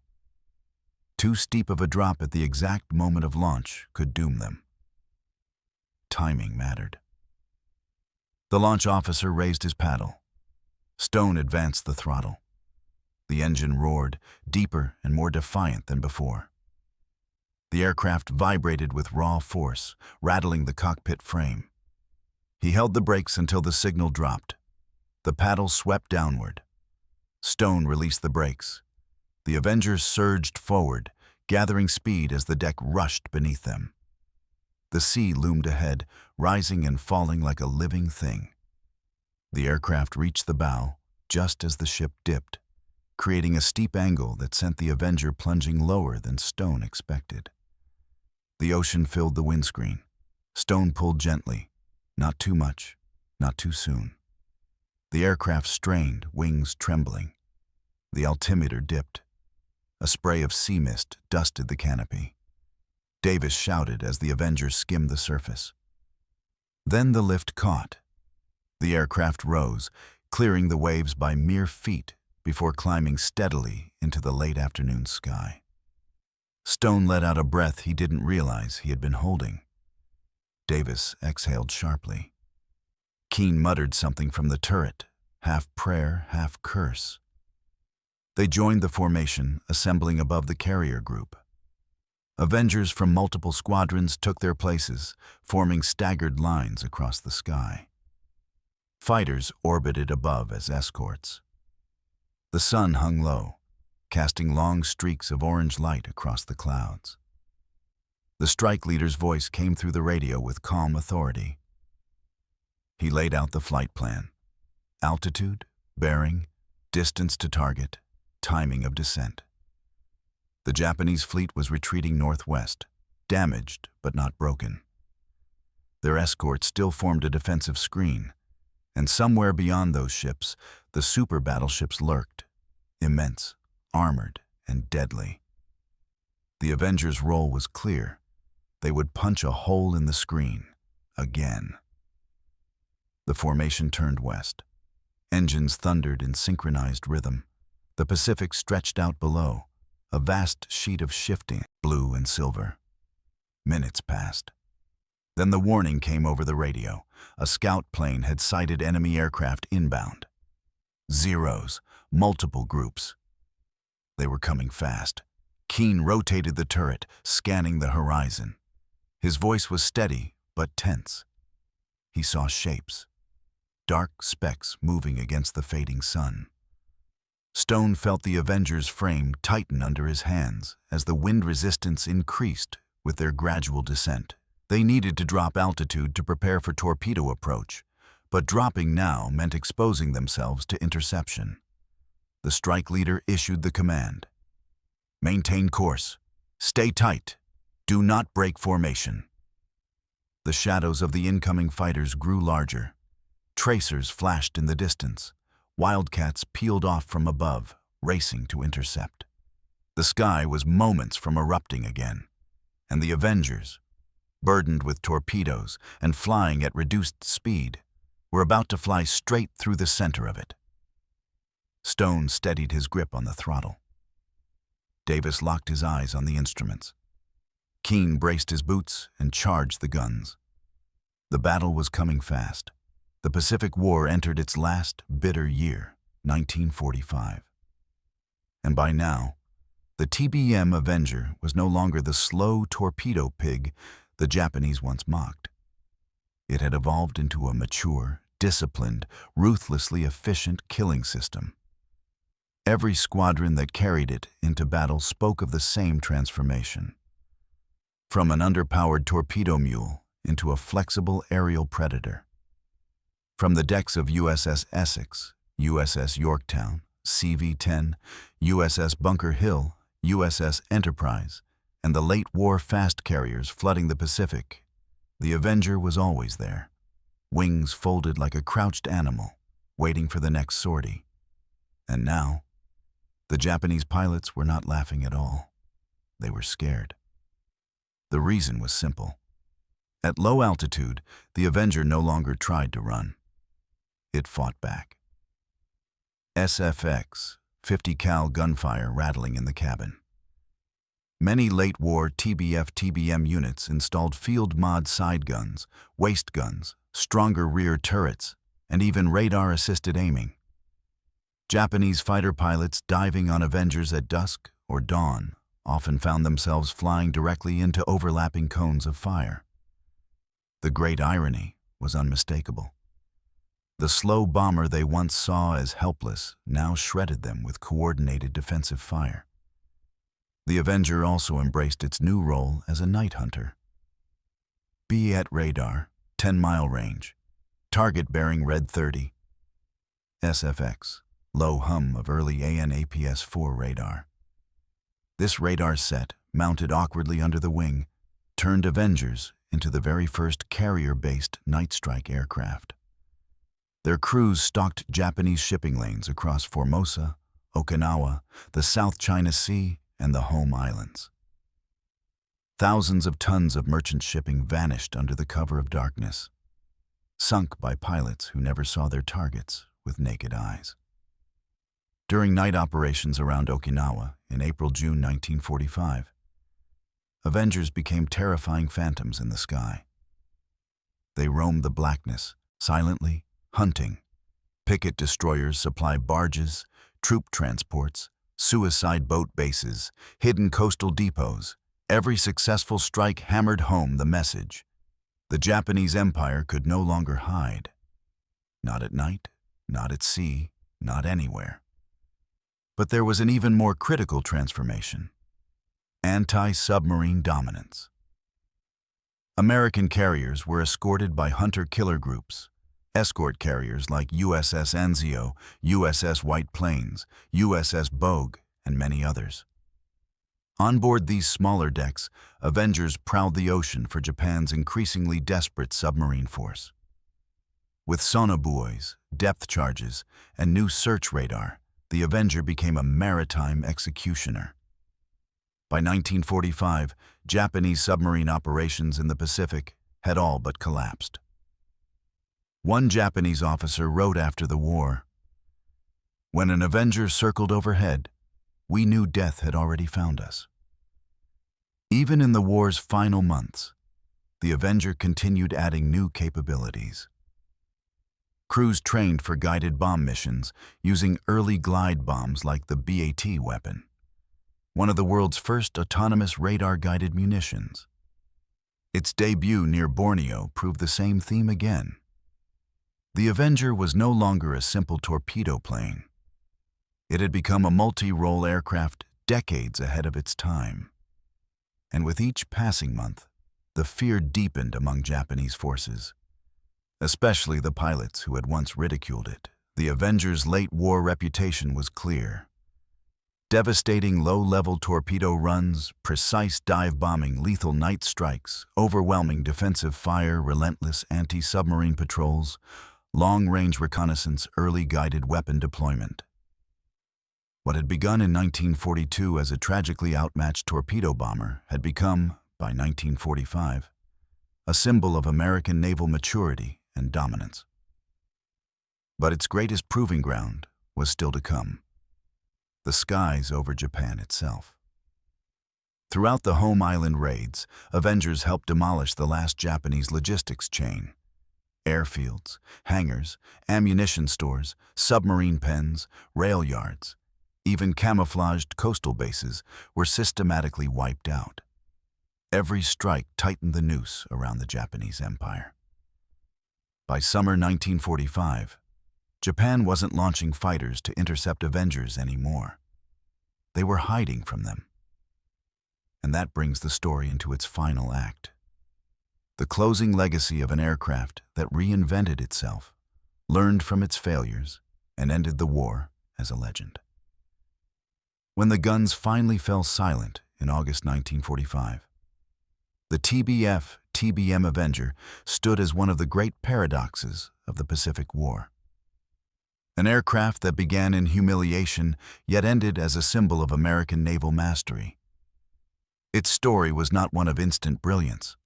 It was a slow burn, painfully earned through failure, blood, redesign, and the relentless will of the men who flew it. In the first year of the war, the Avenger had been a victim of its era. Flawed torpedoes, rushed deployment, untested doctrine. But by the end, every design weakness had been forged into strength. A Navy that once trusted heavy dive bombers and fragile torpedo techniques now wielded a platform capable of almost anything. And that capability reshaped the Pacific. Strategic aftermath. Across the U.S. Navy's post-war analysis reports, particularly the 1946 Naval Air Technical Command summaries, one theme repeated. The Avenger was the backbone of the carrier fleet. Without it, the Fast Carrier Task Force doctrine that defined 1944-45 would have been impossible. Its contributions included cutting off Japanese logistics across thousands of miles of open sea, neutralizing Japanese submarines, ensuring U.S. supply lines stayed alive, supporting every major amphibious landing from the Gilberts to Okinawa, bringing night operations to carrier warfare, delivering decisive hits on battleships, cruisers, carriers, and transports, extending the reach of the U.S. Navy through long-range scouting and radar search. By the final year, the Avenger was not simply another aircraft in the hangar deck, it was the workhorse of the Pacific Fleet. The human legacy. For the crews who survived Midway, Guadalcanal, the Central Pacific, and Okinawa, the Avenger carried more than bombs and torpedoes. It carried the memory of friends who never returned, entire flights wiped out in the early days, names posted on wardroom boards, empty bunks on the carriers. A pilot from Torpedo Squadron 3, writing in a private 1947 memoir, said, "We joked that the Avenger was built like a tank, but the truth is, we needed every inch of that armor.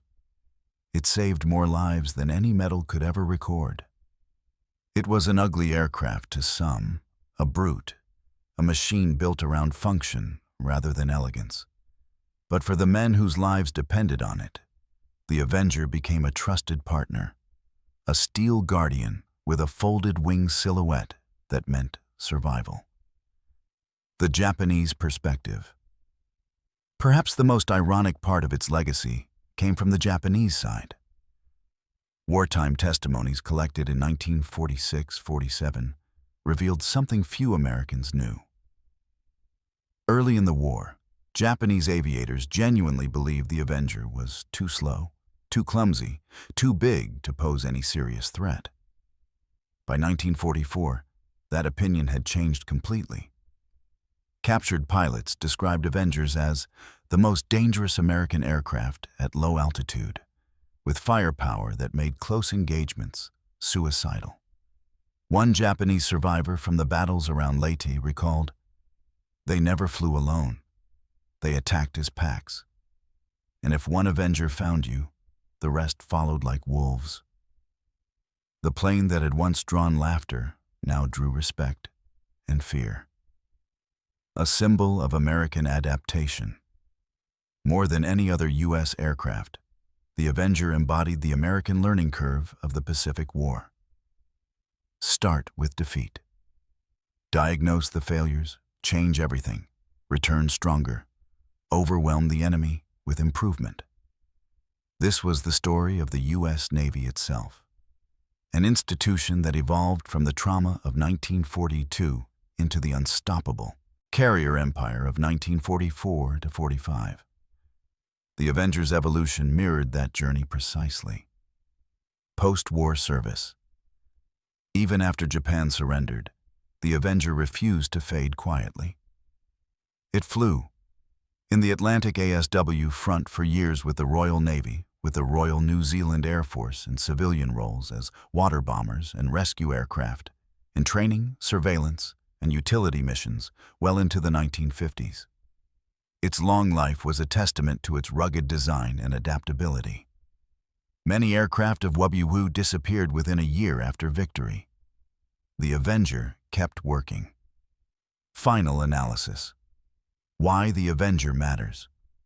Because no other aircraft of the Pacific War shows the full arc of transformation so clearly. It began as a symbol of American desperation and ended as proof of American dominance. It started the war as a target and ended the war as a predator. It was mocked by its enemies and ultimately respected by them. The Avenger's real story is not about torpedoes or armor plate or dive angles. It is about lessons, about improvement, about refusing to let the first chapter define the last.